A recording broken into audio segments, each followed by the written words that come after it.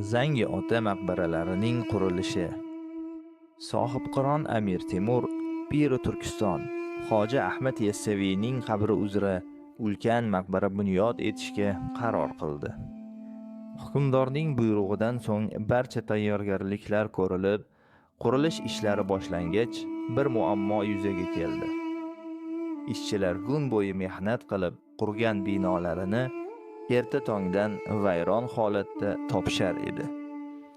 Bu xabar Amir Temurga yetkazilgach, tunda qurilish maydoniga poyloqchi askarlar qo'yildi.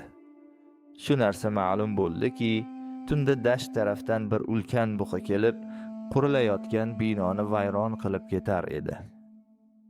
Bu hodisaning siri nimada ekanligiga uzoq bosh qotirgan Amir Temur uyquga ketadi va tushida bir nur yuzli mo'ysafidni ko'radi. U kishi Hoji Ahmad Yassaviyning qabri ustida maqbara bunyod etishdan avval Zangi otaning qabri ustida maqbara bunyod etishga buyuradi. Zangi otaning qabrini topish yo'lini ham o'rgatadi. Erta tongdan Amir Temur bir oq tuya topib, uni erkin holida qo'yishni buyuradi va bir qancha insonlarni bu tuyani kuzatib borish uchun tayin qiladi. Bir necha kun tuya boshi oqqan tarafga yuradi. Nihoyat bir joyda kelib, tuya tiz cho'kadi va yerda sudralib yura boshlaydi. Bir miqdor yurgandan keyin ovoz chiqarib o'kiradi va vafot etadi.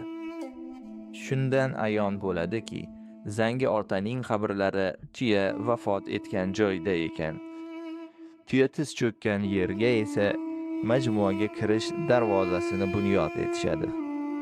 Shunday qilib, sohibqiron Amir Temurning buyrug'i bilan Zangi otaning maqbarasi bunyod etiladi.